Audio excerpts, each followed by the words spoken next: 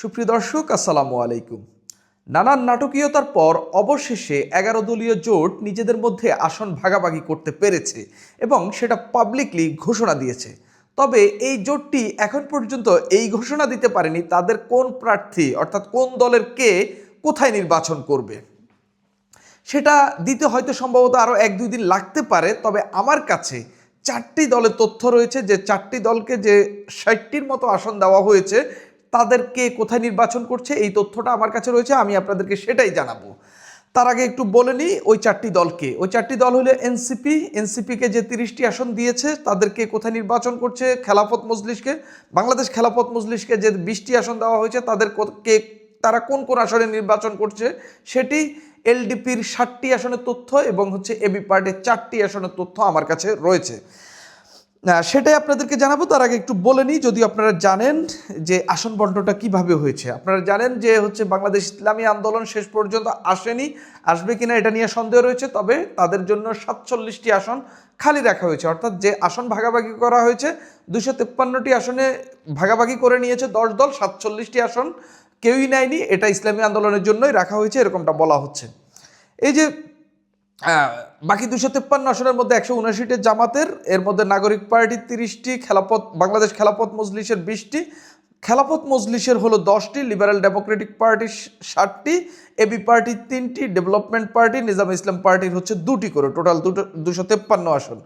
এবার আমরা একটু দেখি যে এনসিপিকে যে 30 আসন দেওয়া হয়েছে তার মধ্যে 27 আসনের বিষয়ে আমি মোটামুটি কনফার্ম। শেষ দিকে 2-1টি পরিবর্তন আসলেও আসতে পারে, না হলে এরকমই থাকবে। তো আপনারা একটু শুনেন যে পঞ্চগড় 1 সার্জিস আলম একবারে কনফার্ম, দিনাজপুর 5 আব্দুল আহাদ, তারপরে রংপুর 4 আখতার হোসেন, কুড়িগ্রাম 2 আতিক মুজাহিদ, নাটোর 3 জার্জিস কাদের, সিরাজগঞ্জ 6 এটাও এনসিপি পাচ্ছে সাইফ মোস্তাফিজ, ফিরোজপুর 3 শামীম হামিদি, টাঙ্গাইল 3 সাইফুল্লাহ হায়দার, ময়মনসিংহ 11 জাহিদুল ইসলাম, মুন্সিগঞ্জ 2 মাজেদুল ইসলাম, ঢাকা 8 নাসিরুদ্দিন পাটোয়ারি, ঢাকা 9 জাবেদ রাসিন, ঢাকা 11 নাহিদ ইসলাম, ঢাকা 18 আরিফুল ইসলাম আদিব, ঢাকা 19 দিলশানা পারুল, ঢাকা 20 নাবিলা তাসনিদ, গাজীপুর 2 আলী নাসির খান, নরসিংদী 2 সারওয়াত তুষার, তারপরে ব্রাহ্মণবাড়িয়া 2 মাওলানা আশরাফ মাহাদি, কুমিল্লা 4 হাসরত আবদুল্লাহ, নোয়াখালী 2 সুলতান জাকারিয়া, নোয়াখালী 6 আব্দুল হান্নান মাসুদ, তারপরে লক্ষ্মীপুর 1 সাবেক উপদেষ্টা মাহফুজ আলমের ভাই মাহবুব আলম, চট্টগ্রাম 8 জোবাইরুল হাসান আরিফ, বান্দরবন SM সুজাউদ্দিন, তারপরে নারায়ণগঞ্জ 4 আবদুল্লাহ আল আমিন, ব্রাহ্মণবাড়িয়া 3 মোহাম্মদ আতাউল্লাহ। এরপরে আসি খেলাফত মজলিসের যে বাংলাদেশ খেলাফত মজলিসের যে 20টি আসন দেওয়া হয়েছে, অর্থাৎ মামুনুল হক মামুনের দলকে যে 20টি আসন দেওয়া হয়েছে সেই 20টি আসন কোথায় কোথায় তাদেরকে দেওয়া হয়েছে সেটা একটু দেখি। সিরাজগঞ্জ 3 এটি খেলাফত মজলিসকে দেওয়া হয়েছে, ময়মনসিংহ 2, নেত্রকোনা 1, কিশোরগঞ্জ 3, মানিকগঞ্জ 3, ঢাকা 13 যেখানে মামুনুল হক নির্বাচন করবেন, গাজীপুর 3, নরসিংদী 3, ফরিদপুর 2, গোপালগঞ্জ 2, মাদারীপুর 2, তারপরে শরীয়তপুর 2, সুনামগঞ্জ 3, মৌলভীবাজার 4, ব্রাহ্মণবাড়িয়া 5, চাঁদপুর 1, তারপরে চট্টগ্রাম 5, রাঙামাটির আসন, রাঙামাটিতে একটি আসন, মানে পার্বত্য 3টি যে জেলা রয়েছে রাঙামাটি, বান্দরবান, খাগড়াছড়ি, এখানে প্রতিটিতে একটি আসন করে রাঙামাটিতে পাচ্ছে খেলাফত মজলিস, কিশোরগঞ্জ 1, ফরিদপুর 4। এইসব আসনে খেলাফত মজলিসের সব প্রার্থীরই মনোনয়নপত্র জমা দেওয়া রয়েছে এবং তারা বৈধ হিসাবে ঘোষণা করা হয়েছে এবং তারা এখান থেকে নির্বাচন করবেন। এরপরে এবি পার্টি পটুয়াখালী 1 আসন পেয়েছে, বরিশাল 3 আসন পেয়েছে, ফেনী 2 আসন পেয়েছে। এর 3জনই তাদের কেন্দ্রীয় নেতা, একজন সভাপতি আর একজন সেক্রেটারি। ফেনী 2 আসন থেকে মুজিবুর রহমান মঞ্জু নির্বাচন করবেন, আর বরিশাল 3 আসন থেকে ব্যারিস্টার ফুয়াদ নির্বাচন করবেন।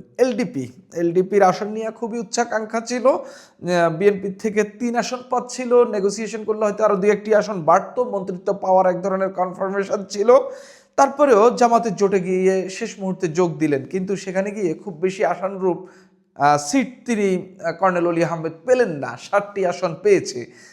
জোটের মধ্যে যে ব্যবাচেকা লেগেছে, শেষ পর্যন্ত যদি রাগ করে সেখান থেকেও বেরিয়ে যেতেন, একেবারে এককভাবে হয়তো নির্বাচন করতে হইতো এলডিপিকে।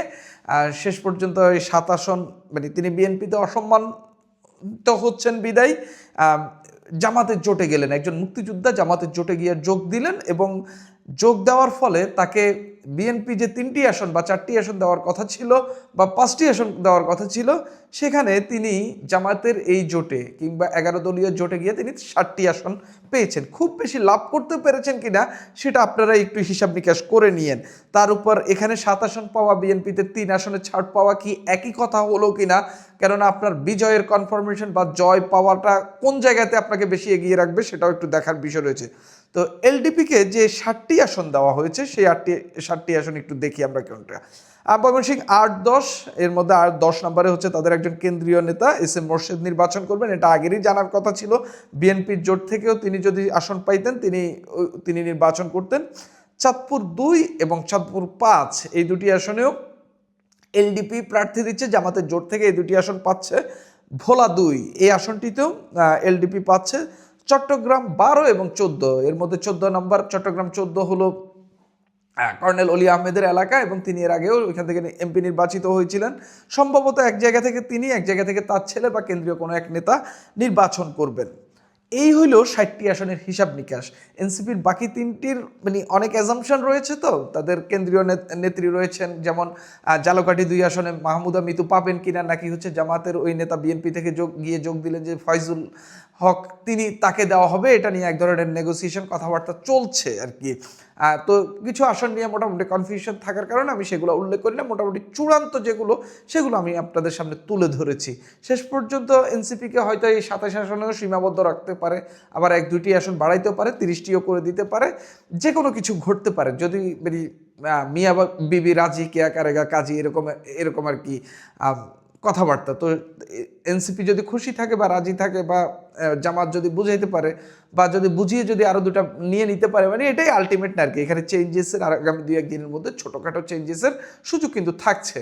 তবে এখানে আমি এই যে জোটে যে বার্গেনিংয়ের বিষয়টা সেই বার্গেইনে আমার কাছে মনে হচ্ছে মাওলানা মামুনুল হক একটু জিতেছেন। তিনি আসলে কতটি আসনে জয়লাভ করবেন, ২০টি আসনে ছাড় পেয়েছে, কতটি আসনে জয়লাভ করবেন না করবেন তার চেয়ে বড় কথা তিনি ২০টি আসন পেয়েছেন। এখন ২০টি আসনে জামাতের কিন্তু ভোট আছে। জামাতের ভাই আগের ওই ৯১-৯৬ সালের অবস্থা কিন্তু নাই। এখন এই আন্দোলনের মধ্য দিয়ে সবচেয়ে বেশি বেনিফিটেড দল হচ্ছে জামাত ইসলামী এবং তারাই নিজেদেরকে অভ্যুত্থানের অন্যতম শক্তি হিসেবে প্রচার করতে পেরেছে। তাদের ভূমিকা ছিল অবশ্যই, কিন্তু সেটা বিএনপির চেয়ে বেশি কিনা কিংবা হচ্ছে এই দেশের আপামর জনগণের চেয়ে বেশি কিনা সেটা নিয়ে অবশ্যই বিতর্ক রয়েছে। কিন্তু তারা নিজেদেরকে একেবারে অভ্যুত্থানের সর্বাধিনায়ক, অভ্যুত্থানের একেবারে অগ্রগামী, অভ্যুত্থানের একেবারে সম্মুখ সারির বা অভ্যুত্থানের মূল মাস্টার মাইন্ড হিসাবে উপস্থাপনের চেষ্টা চালিয়েছে বা চালাচ্ছে বা সেই প্রচার তারা করেছে এবং সেখানে মোটামুটি তারা সফল। এই যে মানুষের মাথার মধ্যে ঢুকিয়ে দেওয়া, তো এইখানে সবচেয়ে বেশি বেনিফিটেড দল হিসাবে তাদের মোটামুটি ভোট ভালোই বেড়েছে এবং আওয়ামী লীগের আমলে নির্যাতনের শিকার হওয়ার ফলে তাদের পক্ষে মানুষের সেন্টিমেন্ট রয়েছে। পাশাপাশি এই অভ্যুত্থানটা হইল, এই অভ্যুত্থানের মধ্য দিয়ে যে নতুন একটা শ্রেণীর উত্থান হইল এবং যেটাকে অনেকেই বলে থাকেন এটা এক ধরনের যারা ধর্মবাদী বা যারা ধর্ম নিয়ে কট্টর অবস্থানে রয়েছেন তাদের এক ধরনের উত্থান হইল। সেই লোকদের অবস্থান এখন মোটামুটি এই সমাজে একটু বেশি প্রকট। সেই জায়গা থেকে জামাত ইসলামী যেহেতু একটা ইসলামী দল করে এবং ইসলামকে কেন্দ্র করেই রাজনীতি করে, তারা এই ক্ষেত্রে কিছুটা এগিয়ে থাকছে। তো এই যে খেলাফত মজলিস ২০টি আসনে ছাড় পেয়েছে, প্রতি আসনে যদি জামাতে ইসলামের ২০,০০০ ৫০,০০০ ভোট থাকে, এই প্রতিটা ২০,০০০ ৫০,০০০ ভোট করে ২০টি আসনে ভোট পাইলে মোটামুটি তারা একটা নির্দিষ্ট পার্সেন্টেজ ভোট পেয়ে যাচ্ছে। সেটা দিয়ে তারা হয়তো উচ্চকক্ষ কিংবা ২-১টি আসন পেলেও পেয়ে যেতে পারে। সর্বশেষ খবর অনুযায়ী মানে এই জোট আসন ঘোষণার আগে সর্বশেষ খবর অনুযায়ী তাদেরকে দেওয়া হচ্ছিল সর্বোচ্চ ১৩টি আসন। আমি যতটুকু সূত্র মতো আমার কাছে যে তথ্য, পত্রপত্রিকার খবর মতে যে তথ্য, ১৩টি আসন। শেষ পর্যন্ত এটা 15 পর্যন্ত এক্সটেন্ড হইতো।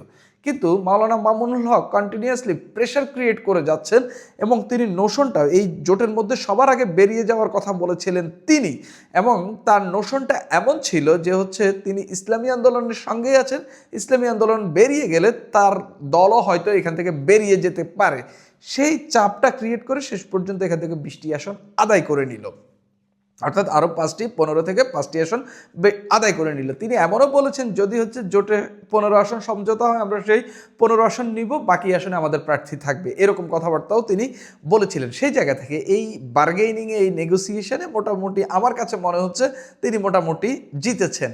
তিনি ইসলামী আন্দোলনের চেয়ে বড় দল না, আমি মনে করি না। একটা জোটে, একটা বড় দলের সঙ্গে জোটের, জামাতকে আমি বড় দল কনসিডার করছি না, তারপরেও একটা ধরেন বড় দলের সঙ্গে জোট করলে, যেমন ইসলামী আন্দোলন যদি বিএনপির সঙ্গে জোট করতো 10টা আসনও দিত না বিএনপি, একেবারে কনফার্ম। ইসলামী আন্দোলনের সেই পরিমাণ ভোট নেই। সেই জায়গায় খেলাফত, বাংলাদেশ খেলাফত মজলিস 20টি আসনে ছাড় পাচ্ছে। তো বুঝে নেন এই জোটের দলগুলোর শক্তি কতটুকু, কিংবা হচ্ছে এখানে কতটা পাওয়ারফুল দল গেছে, সেটা আপনারাই হিসাব নিকাশ করে নিয়েন আর কি। আর নির্বাচনের পরে মোটামুটি আসল হিসাব নিকাশ আমাদের সবার সামনেই চলে আসবে, তখন আমরা দেখতে পারবো আসলে কোন দলের ভোট কেমন, শক্তি কেমন। যেহেতু এখন আওয়ামী লীগ নেই, মোটামুটি সবার ফকফকা আমলনামা আমাদের সামনে নির্বাচনের পরে চলে আসবে। সুপ্রিয় দর্শক, এখন এই পর্যন্তই।